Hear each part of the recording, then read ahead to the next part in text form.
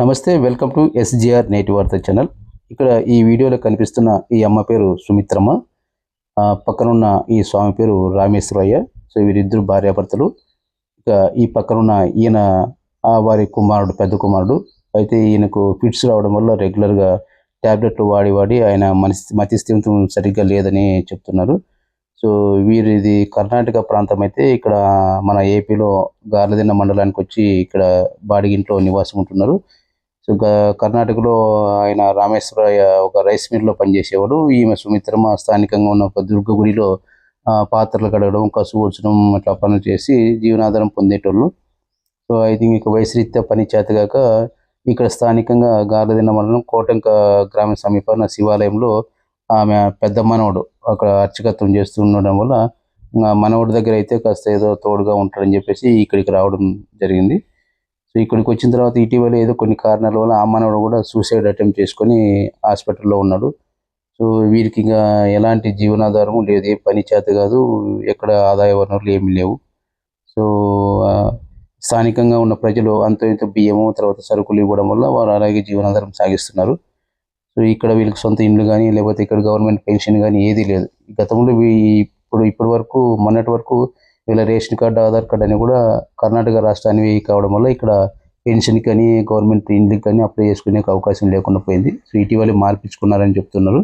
So అధికారులు కూడా స్పందించి వీళ్ళకి పెన్షన్ మంజూరు చేస్తే బాగుంటుంది. అదేవిధంగా స్థానికులు కూడా అంత ఎంతో సాయం చేయడం వల్ల వీళ్ళు బ్రతుకు తెరువు సాగిస్తున్నారు.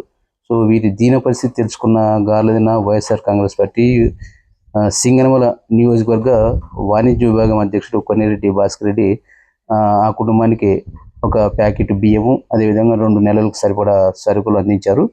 సో ఇంకా చాలామంది దాతలు మన చుట్టుపక్కల ఉన్నారు.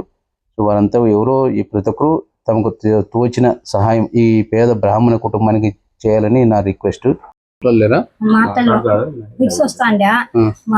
అక్కడిక్కడ పడి దెబ్బలు తగిలి మైండ్ క్రాక్ అయిందా. ధార్వాడలో చూపిస్తున్నాము. ఇప్పుడు మళ్ళా అనంతపురంలో ధార్వాడలో చేత కాదు బీదవాళ్ళు అంటే బళ్ళారికి మార్చినారు. బళ్ళారి నుండి ఇక్కడ అనంతపురం మార్చినారు.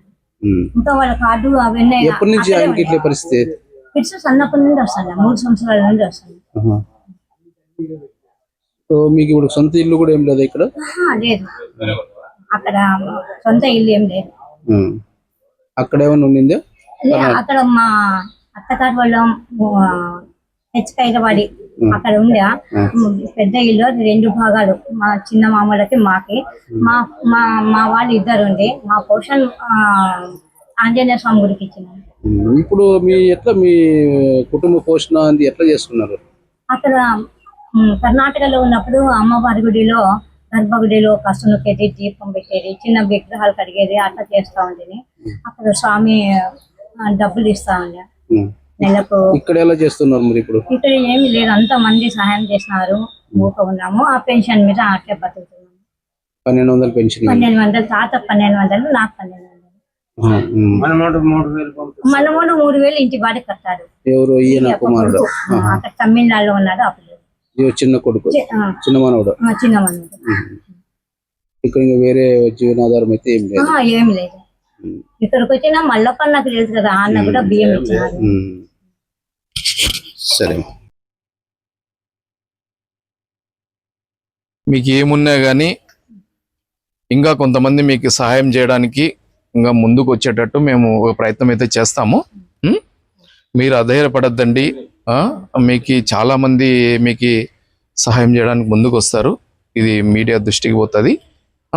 ఇది ఖచ్చితంగా ఇప్పుడు ఆ ఫోటో పెట్టేస్తే ఇది చాలా మంది చూస్తారు. ఎందుకంటే పేద బ్రాహ్మణుడు, ఎందుకంటే మీరు 10 మందికి ఆశీర్వదించేవాళ్ళు.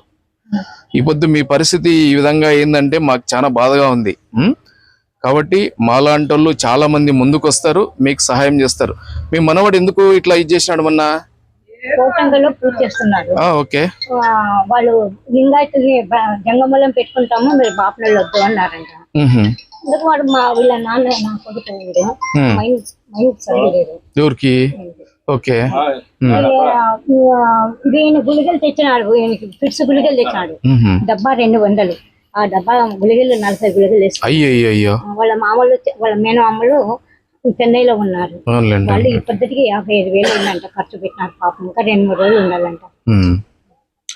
సరే, అందరికీ మేము చెప్పేది ఏమంటే ఈ బ్రాహ్మణుల్ని, ఎందుకంటే వీళ్ళు అర్చకత్వం చేసే ఇది చాలా మందికి కానీ ఎంతో మందికి వీళ్ళు ఆశీర్వదించి ఆశీస్సులు కానీ మనం ఎంతో మంది ఇట్లా పొందింటాము. ఈ పేద వృద్ధ ఆ, బ్రాహ్మణులని మనం ఆదుకోవాల్సినటువంటి అవసరం ఉంది. వీళ్ళ యొక్క దీన పరిస్థితిని చూసి మేము ఈరోజు నా చేతనైనంత సహాయం చేయాలని చెప్పేసి నేను నిర్ణయించుకొని ఇక్కడ వాళ్ళకి నేను వంట సరుకులు, తర్వాత 2 నెలల దాకా వాళ్ళకి ఆ కుటుంబానికి ఉపయోగపడతాయని చెప్పేసి నేను తీసుకొచ్చి వాళ్ళకి ఇవ్వడం జరిగింది.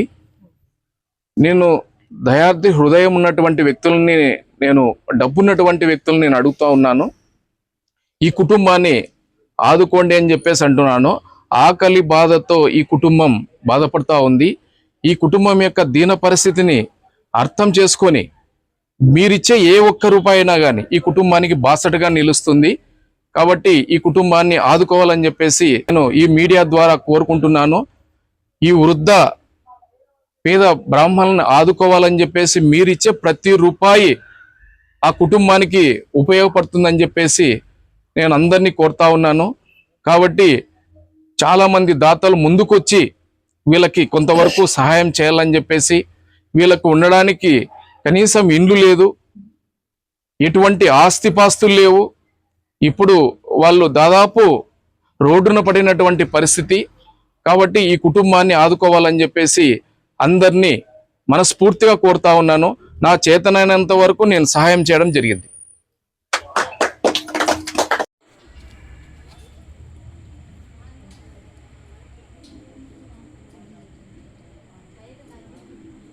Boleh bocor.